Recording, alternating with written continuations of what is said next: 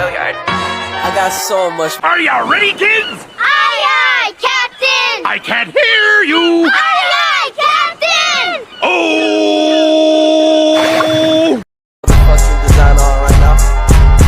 Break it down, bring it back, make it clap. I got 3 old thoughts, new block, where that thing. Bitches on my line, and you know.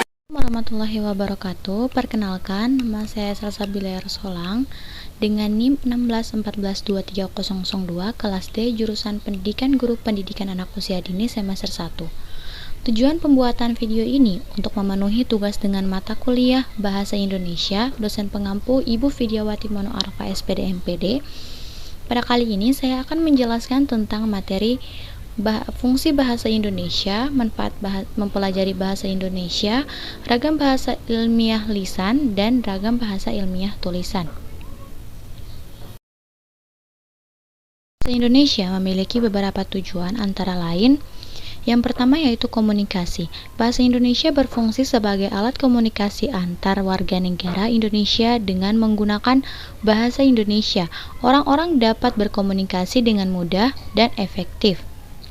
Yang kedua, identitas nasional. Bahasa Indonesia merupakan bahasa resmi Republik Indonesia yang berperan penting dalam membangun identitas nasional bahasa ini, memperkuat rasa persatuan dan kebinekaan di antar seluruh warga negara Indonesia.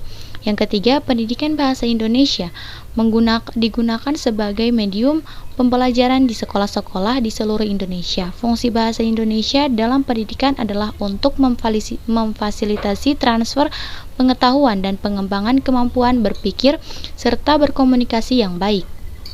Yang keempat, administrasi bahasa Indonesia digunakan dalam berbagai lembaga pemerintahan dan beroperasi sebagai alat administrasi. Bahasa ini menjadi bahasa resmi dalam penyusunan undang-undang, peraturan, dan dokumen-dokumen lainnya.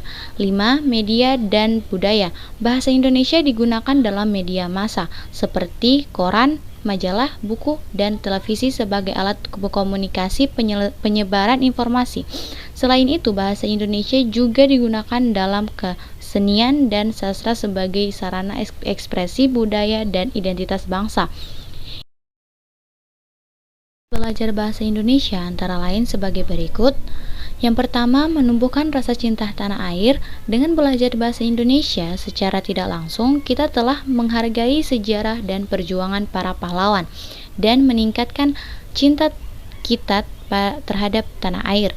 Yang kedua, melestarikan bahasa. Suatu bahasa bisa saja mati.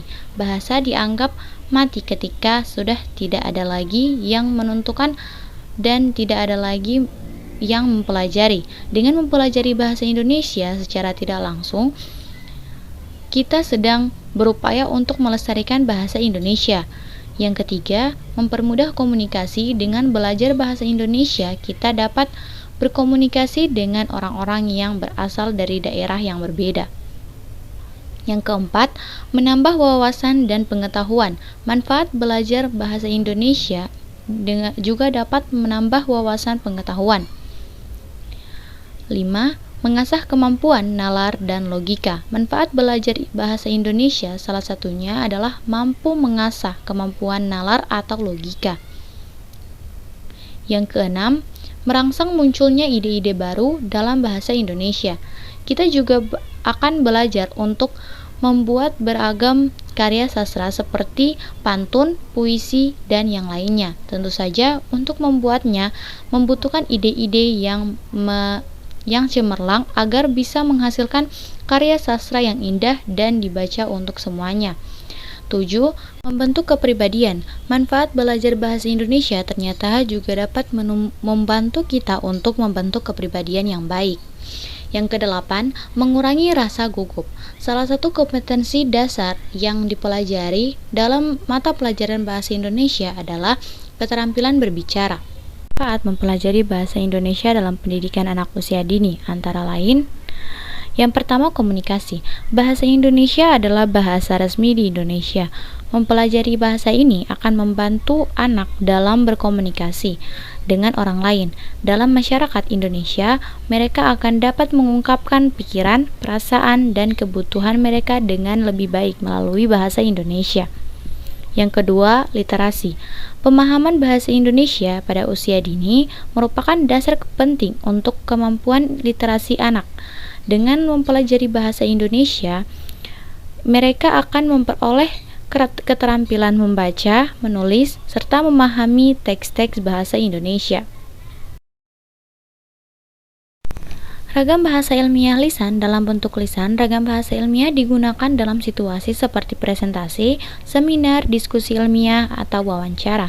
Beberapa ciri khas bahasa ilmiah lisan antara lain: penggunaan kosakata teknis yang sesuai dengan bidang ilmu yang dibahas, penggunaan kalimat yang formal dan terstruktur, penghindaran penggunaan kata-kata yang tidak baku, pemaparan argumen yang logis dan jelas, penggunaan referensi dan sumber yang mendukung. Ragam bahasa ilmiah tulisan. Dalam bentuk tulisan, ragam bahasa ilmiah digunakan dalam publikasi ilmiah seperti jurnal, artikel, atau tugas akademik. Beberapa ciri khas ragam bahasa ilmiah tulisan antara lain: penggunaan kosakata teknis yang tepat dan konsisten, struktur tulisan yang terdiri dari abstrak, pendahuluan, metodologi, hasil dan kesimpulan, penggunaan citasi dan referensi yang mengikuti format penulisan ilmiah seperti APA, MLE, dan IEE, penggunaan bahasa yang objektif dan netral, pemaparan data dan argumen yang didukung oleh bukti dan referensi. Dari pemaparan materi saya, bila ada kekurangan tolong dimaafkan. Billahi taufiq wal hidayah. Wassalamualaikum warahmatullahi wabarakatuh.